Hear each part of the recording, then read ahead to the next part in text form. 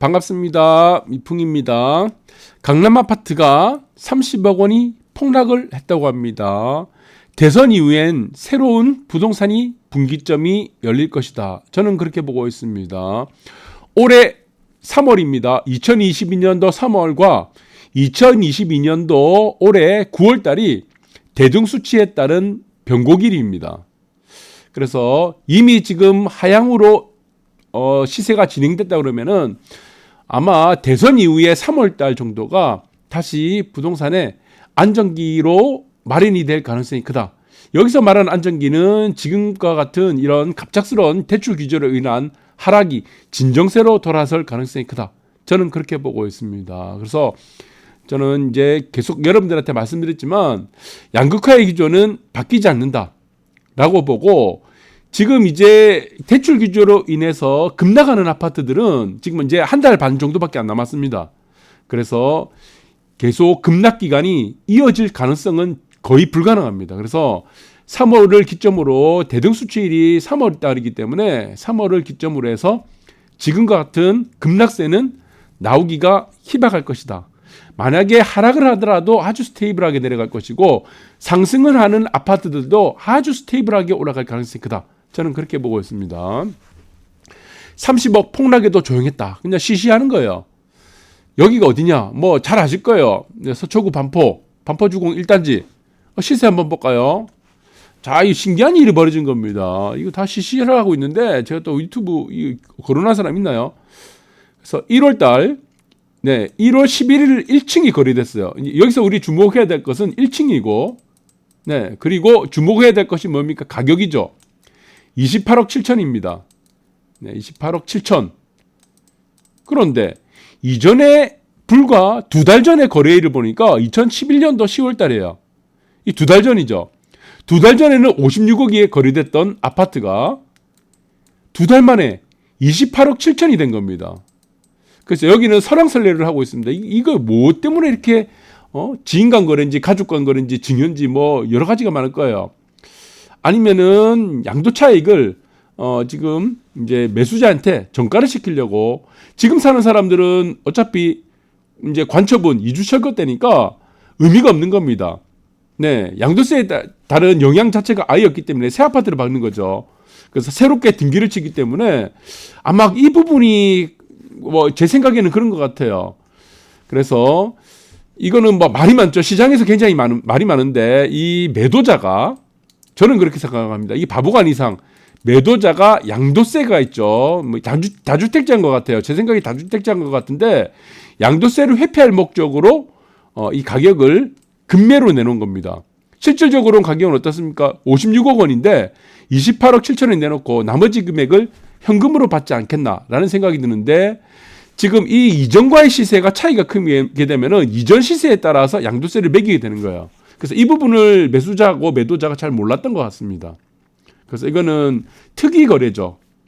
지금 보시면은 같은 층이에요. 자, 똑같은 1층입니다. 매물 내놓은 가격이 얼마죠?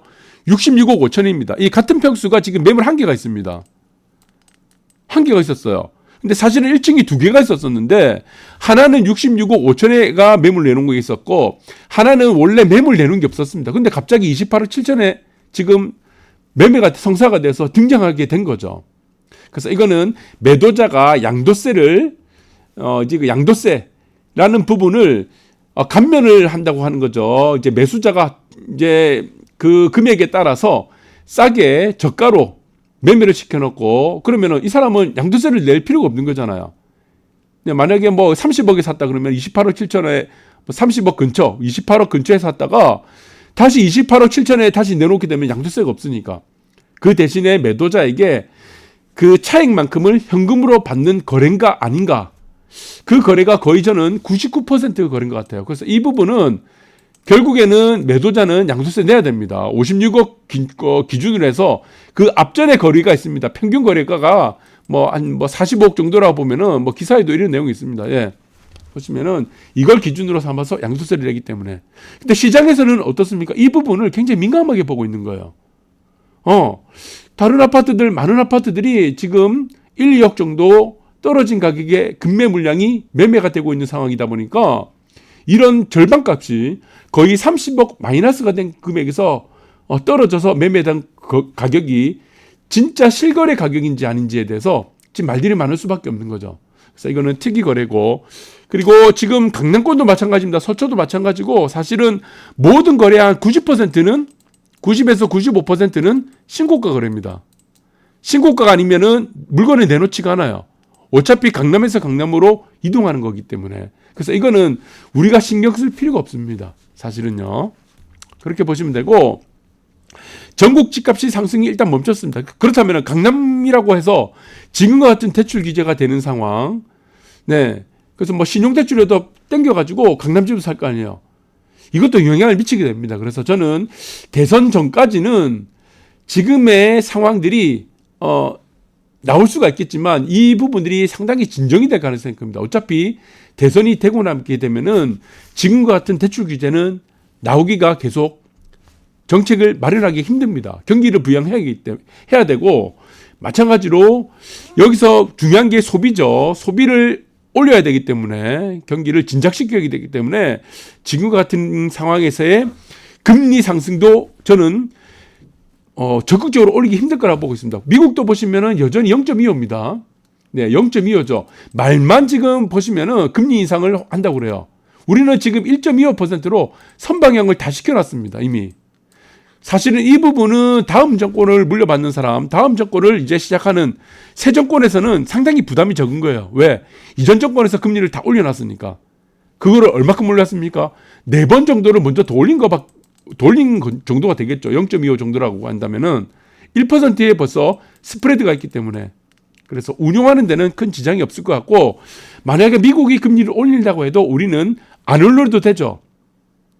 여유분을 뒀다고 이렇게 보시면 되고, 대출 규제는 저는 없어진다고 보고 있습니다. 네, DSR 규제도 이거는 다 수정할 가능성이 크다.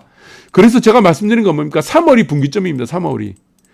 그래서 지금 한 달 반 정도밖에 안 남았는데 이 3월을 분기점으로 해서 지금과 같은 주택시장에 급매 물량이 쏟아지는 이런 상황은 나오기 힘들 거다라고 보고 있지만, 근본적인 상황으로서 우리가 알 수 있는 양극화라는 부분이 있습니다. 양극화는 지속됩니다. 양극화까지 여기서는 해소가 된다 이렇게 보시면 안 돼요. 네, 이 부분은 제가 대선 전에 한 번 더 집중적으로 정답지를 여러분한테 한 번 더 드리도록 하겠습니다. 그래서 서울시민 96%는 집값에 거품이 있다. 자, 이 말도 안 되는 얘기죠. 그래서 거의 절반 정도 44%는 더 오를 것이다 얘기하는데, 집값에 거품이 없었던 적이 없습니다. 여러분들. 자, 여러분들 10년 전에 집값이 거품이 없었나요? 그때도 집값 거품이라 했잖아요. 그러면 20년 전 볼게요. 그 30년 전 볼게요. 우리가 아니면 더 거슬러 올라가서 조선시대 보겠습니다. 조선시대. 조선시대는 집값이 쌌습니까? 그 고려시대, 뭐 삼국시대, 네, 고려도 있죠. 뭐 삼국시대. 삼국시대 때도요. 예, 삼국시대 때도 맨날 집값 거품이라고 삼국사기에 다 나와 있습니다. 책 찾아보세요. 항상 집값은요, 거품이에요. 항상 거품. 그러면서 맨날 집값이 올라가는 겁니다. 왜? 물가가 올라가니까, 화폐 가치가 떨어지니까, 화폐는 계속 발행을 해야 되니까. 이유가 거기서 나오는 거지.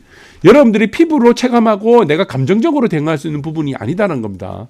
그래서 이 부분들 보시고, 그래서 뭐 집값 거품이 있다 없다, 이거는 또 3월달 가면 또 이제 말 바뀝니다. 또 네, 사야 되니 말아야 되니 그 난리 또 필 거고, 그렇다고 해서 모든 아파트가 올라가는 시대는 아니라고 제가 말씀드렸습니다. 그래서 지금의 가장 큰 문제는 저는 대선 이후에 이거라고 보고 있습니다. 이 규제를 얼만큼 완화를 해주느냐, 이 문제입니다. 규제. 결국에 이거예요. 규제. 대출 규제 같은 그런 금리 인상이라든지 그런 거는 더 이상 적극적으로 나오기 힘듭니다. 대출 규제는 일단 풀 거고, 그럼 이 규제에서 우리가 무엇을 받아야 되는? 양도세입니다. 결국에 이 문제예요. 양도세. 집을 가진 다주택자의 양도세를 어떻게 줄 것인가, 그게 가장 핵심이란 거죠. 그런데 만약에 어떤 정권이든 뭐 이재명이 되든 윤석열이 되든 양도세를 이거를 엄청나게 완화가 불가능합니다. 이게 이 부분이 핵심 포인트예요. 완화가 안 돼요. 어느 정도는 완화가 되겠지만 여러분들이 기대하는 정도의 완화가 안 됩니다. 왜 그러냐? 지금 LG 엔솔이죠. 에너지 솔루션 우리가 청약을 할 때 보시면은 증거금을 729억을 낸 사람이 6명이에요. 3,000주 받았죠. 600억대가 4명이고 550억 1명. 보세요. 100억 이상의 여러분들 보시면은 고액 청약자가 317명입니다. 317. 그만큼 이게 뭡니까? 시중 유동성이 지금도 엄청나게 많다는 겁니다. 시중 유동성이. 그러면 만약에 양도세를 만약에 풀어준다. 대폭적으로. 비과세는 안 되죠. 1가구 1주택의 1세대 1가구에 대해서만 비과세 요건을 특혜를 준 거고 나머지는 다 양도세를 법적으로 다 내야 됩니다. 이게 바로 조세 형평주의입니다. 이윤이 있는 모든 것엔 이익과 이윤이 있는 모든 것에서는 세금을 다 내야 되는 거죠. 근데 이 완화의 폭이 문제가 되는데 지금 시중 유동성이 3천조, 4천조가 됩니다. 3천조에서 4천조가 되는데 만약에 지금 양도세가 완화된다. 그러면은 다주택자에 대해서 혜택을 준다는 인식으로 퍼지게 되면은 집값 폭등합니다, 이거. 집값도 폭등해요, 집값이. 왜? 유동성이 일로 다 가니까. 지금 주식 쪼가리 몇 주 받으려고 지금 사람들이 몇백억씩 들고 와서 이 난리치고 있는데 2주택이 돼도 3주택이 돼도 나는 별로 이렇게 세제적인 어떤 규제가 없다 그러면은 전부 집을 산다는 겁니다. 그래서 이 부분이 저는 완화를 해준다, 양도세를 완화해준다. 이 부분은 종부세도 마찬가지다. 종부세도 어느 정도 완화해주겠죠. 지금도 완화되고 있으니까. 네. 그래서 양도세도 뭐 12억, 종부세도 11억 원까지니까 어느 정도는 뭐 마찬가지입니다. 그 부분은 뭐 고려가 될 수는 있으나 여러분들이 생각하는 정도는 아닐 거다. 그래서 이 부분들이 앞으로 전개되는 시장이 양극화가 계속 진행될 수밖에 없다는 거고. 네. 그래서 그렇습니다. 이게 지금 뭐 줄다리기인 것 같아요. 한쪽으로 밀려갈 수도 없고 한쪽으로 땡겨갈 수도 없고 다 딜레마에 빠진 겁니다.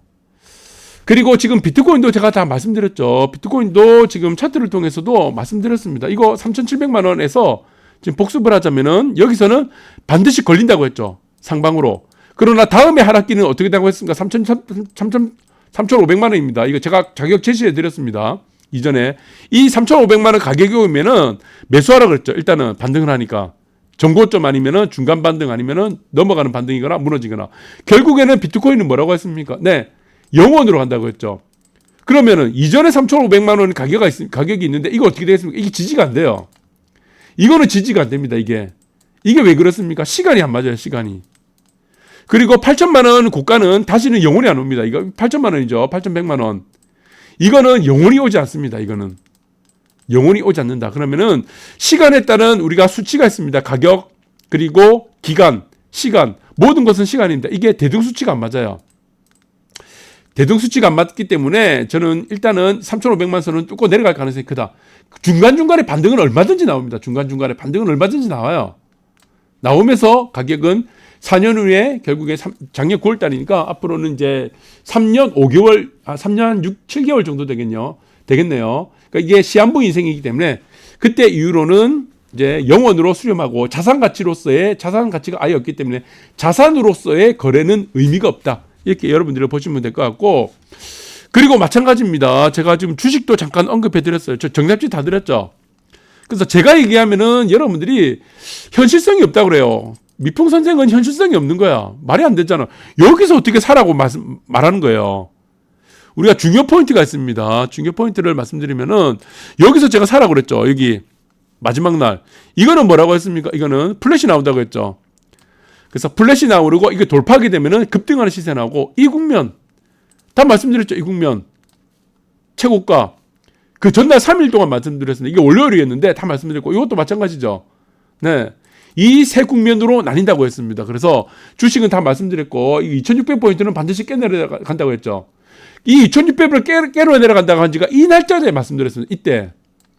그 여러분들이 피부에 와닿지 않는 거예요.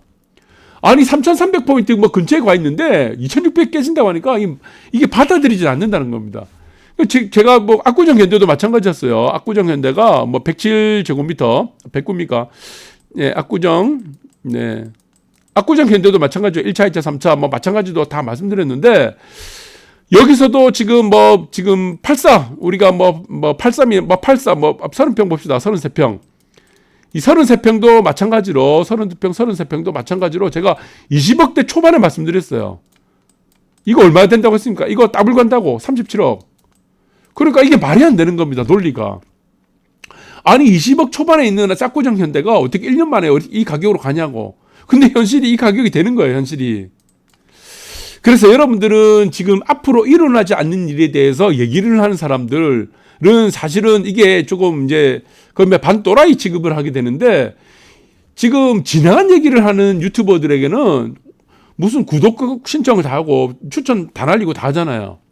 실질적으로 지난 얘기는 다 필요 없습니다. 사실은 시장에서 우리가 정말 중요한 거는 미래죠. 앞이죠. 앞으로 일어난 일들을 알아야지 내가 무엇을 할 수 있습니까? 이게 대응을 할 수 있는 겁니다. 대응. 그래서 여러분들이 이 제 방송을 보시면 너무 비현실적이지만 그래도 한번 재미삼아라도 한번 참고를 해보시면 좋을 것 같습니다. 네, 그래서 이거는 바닥이 뭐라고 했습니까? 네, 일단은 2600포인트 깨야 되니까 요 사이 안에서의 바닥 국면이 만들어질 것이다. 그래서 한 번에 바닥을 만들고 이거는 또 반등을 했다가 또 한 번 더 바닥을 만들 거예요. 그래서 항상 시세는 어떻게 간다고 그랬죠? 내려가다가 V자로 급락하는 국면이 있습니다. 이거는 주봉상으로 음봉이 연달아서 계속 나올 때입니다. 한 번에. 맨 마지막 긴 음봉이 나서 이게 이제 젓가락처럼 올라가죠. 이렇게 올라가는 경우인데, 대부분의 시세는 이렇게 갑니다. 이렇게 갔다가 바닥을 한번 만들었다가 더블딥으로 갔다가 올라갑니다. 이렇게 W자. 근데 두 번째 W자가 어떻습니까? 첫 번째보다 1번, 2번 항상 더 빠집니다. 여러분들 그렇게 보시면 되고, 그래서 1번 케이스가 있고, 이거는 전체로 2번 케이스가 있고, 3번 케이스는 뭡니까? U자형이죠. 이거는 IMF 때가 나타났던 U자형 대바닥. 이 기간을 최소 6개월에서 1년 정도 큰 원형 바닥을 그리면서 올라가는 경우, 이렇게 보시면 될 것 같아요. 그래서 지금 이 처음에 나타났던, 우리가 3월달에 나타났던 급락이 있습니다. 요 국면입니다. 그래서 지금 앞으로 나올 국면은, 이 케이스는 앞으로 여기서 나올 가능성이 크다. 네, 2600포인트 깨고 난 이 국면에서 나올 가능성이 크다. 이렇게 보시면 될 것 같고, 지금은 이 기간에 따라서, 내려가는 기간에 따라서 저점 가격이 나옵니다. 그래서 지금 저점 가격을 제가 말씀드릴 수가 없어요. 왜? 하락 기간이 알 수 없으니까. 아시겠습니까? 네, 하락 기간을 알 수가 없다.